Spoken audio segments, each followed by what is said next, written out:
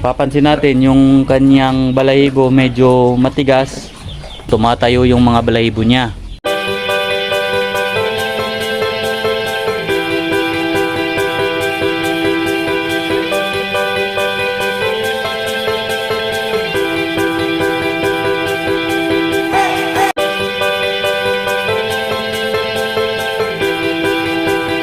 Good morning mga kabakyard. Medyo matagal-tagal na rin hindi tayo nakapag-vlogs patungkol sa ating mga alagang baboy, alagang pig at alagang inahin dahil na busy tayo konti dahil nakapag-vlog tayo, nakapag-cover tayo doon sa mga sounds na nandito sa South Cotabato, Mindanao, at isa nga doon sa na-cover natin yung kay Ironic Mobile Sound, kay JLP Mobile Sound, at saka kay R Brothers Mobile Sound ng Nurala at Santo Niño, South Cotabato. So mga ka-sounds, abang-abang tayo ha. So may nasagap tayo na balita na baka matuloy yung paghaharap ng JLP doon sa taga Sultan Kudarat. So abang-abang tayo. So dapat nating abangan dahil sa unang pagkakataon may makakaharap dito si JLP Disco Mobile ng team champion ng Iloilo. So aabangan natin kung matutuloy yung friendly battle ba or battle ba na magaganap sa kanilang dalawa. So abangan natin. Ang gagawin natin ngayon mga kabakyard, so mag-i-inject tayo ng pamorga para mamatay yung bakterya at parasites sa kanyang katawan. At least pag naglagay tayo ng pagkain sa kanila, walang kaagaw sa pagkain yung ating mga alagang baboy. Ngayon mga kabakyard, bago tayo mag-inject, ipapakita ko muna sa inyo yung ating mga alagang baboy.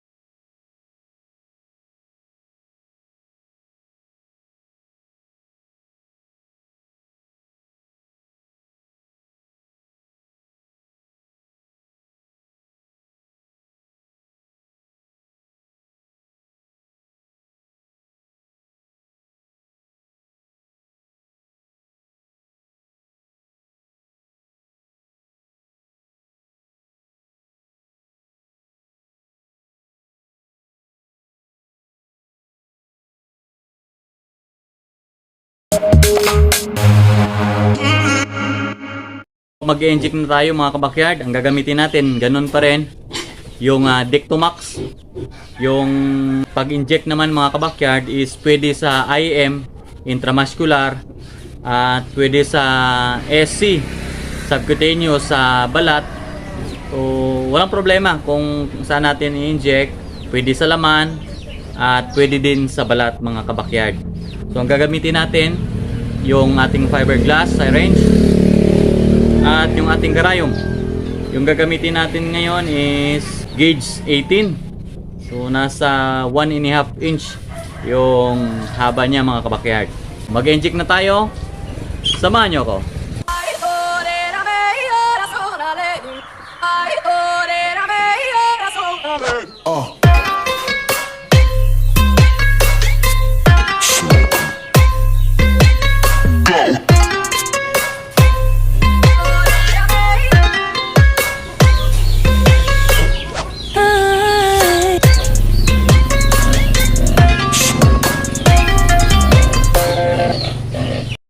Moshi moshi.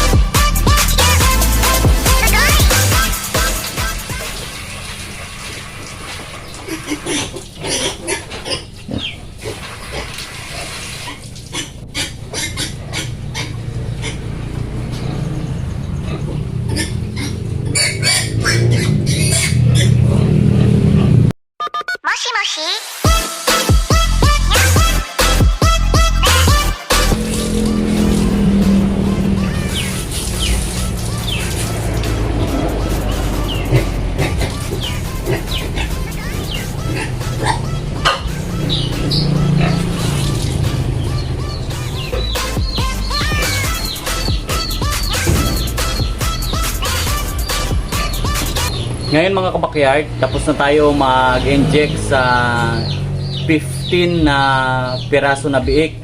So medyo mabigat na. So nangangawit na yung ating mga kamay. Dahil nga mag-isa lang tayo. Baka sa next natin na pag-inject, hindi na natin bubuhatin dahil medyo mabibigat na. So igagunshot na lang natin next time. So ngayon, mag-inject na naman tayo ng pamurga sa medyo malalaki na. Samahan niyo ako.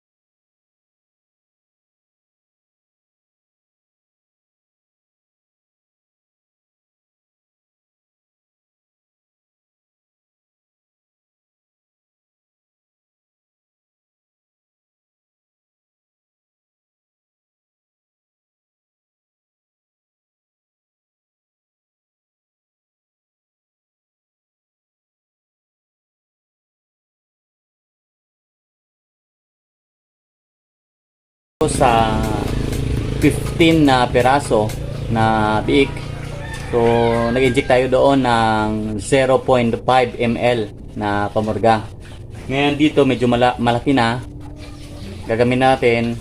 Ang gagamitin natin na ml is 1.5 mga kapakyan.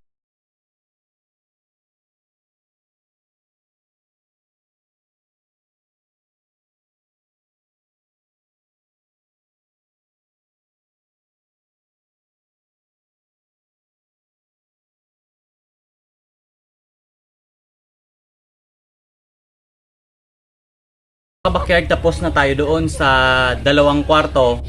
Ngayon dito naman tayo sa 1 kwarto, sa pangatlong kwarto.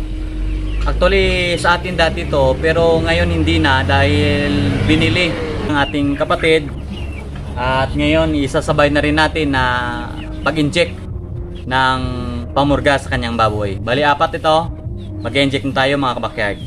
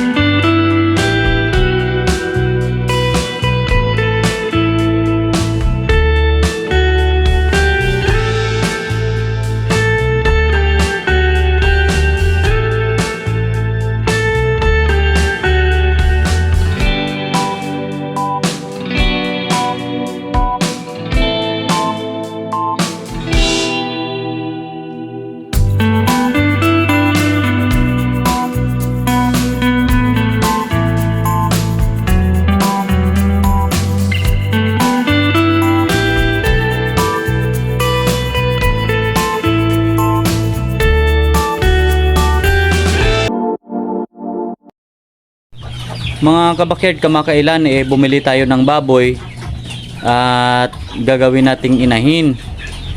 At dahil nga hindi tayo nakapagpurga nung time na binili natin, ngayon natin pupurgahin kasabay nung na-injikan natin kanina. So konting tips lang mga kabakyard. Mapapansin natin kapag yung baboy kulang sa purga. Mapapansin natin yung kanyang balahibo mga kabakyard. Yan. Yung balahibo niya magkaiba naman doon sa parating napupurga every month. Kung mapapansin nyo, yung iba nating inahin doon sa kabila, ito papakita ko lang. Yan. Medyo magaganda yung balahibo ng ating mga inahin. Kaya mapapansin natin yung kanyang balahibo maganda. Ganoon din dito sa kabila. Kasi nga pinupurga natin. Ngayon, yung nabili natin na isang inahin, makikita at mapapansin natin mga kabakyard na magkaiba yung balahibo. Mapapansin natin yung kanyang balahibo medyo matigas compare naman natin doon sa medyo matanda na nating inahin, nasa pang-apat na parity, pero yung balahibo niya maganda. Pero naman dito hindi pa nakakapanganak, mapapansin natin tumatayo yung mga balahibo niya. Isa sa mga basehan mga kabakyard na may mga parasites at mga bakterya sa katawan niya, kaya need natin purgahin ngayon. Okay? Magpupurga na tayo mga kabakyard.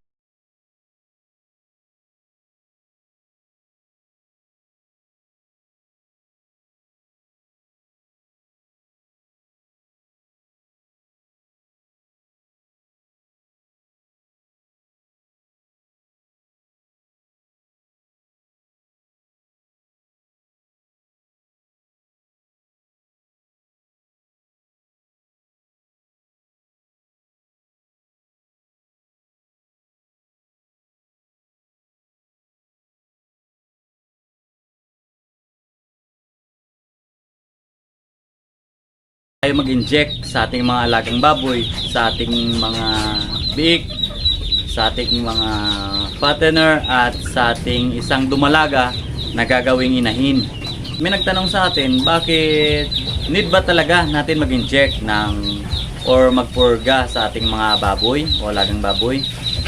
So para sa akin mga kabakyard, so need talaga natin kasi may mga parasites at bakterya, lalo na sa mga kinakain. Kung titingnan natin, babalik natin sa katawan pa lang ng ating inahin, may mga bakterya at parasites na yan. At pag nilipat natin, ganun pa rin, dadami. Pag hindi natin yan nasugpo mga kabakyard, so mapapansin natin nangangayayat yung ating mga alagang baboy. Pakain tayo ng pakain, parang walang gana, hindi tumutubo, hindi lumalaki. Isa sa mga basehan mga kabakyard, kasi nga maraming bulate or mga bakterya sa kanyang katawan. Kaya nga every time na magpapakain tayo ng ating baboy, may kahati siya mga kabakyard sa kanyang kinakain. Kaya need natin mag-inject or maglagay ng powder na pamurga sa ating mga alagang baboy. So hanggang dito na lang kabakyard. I hope na nakakuha tayo ng konting idea. Kung nakakuha man tayo ng konting idea, please like and share at paki-subscribe na rin mga kabakyard at paki-hit yung notification bell para updated tayo sa ating mga videos. Ito ang inyong kabakyard Michael na magsasabing magnegosyo parang buhay. So bye bye and God bless sa ating lahat.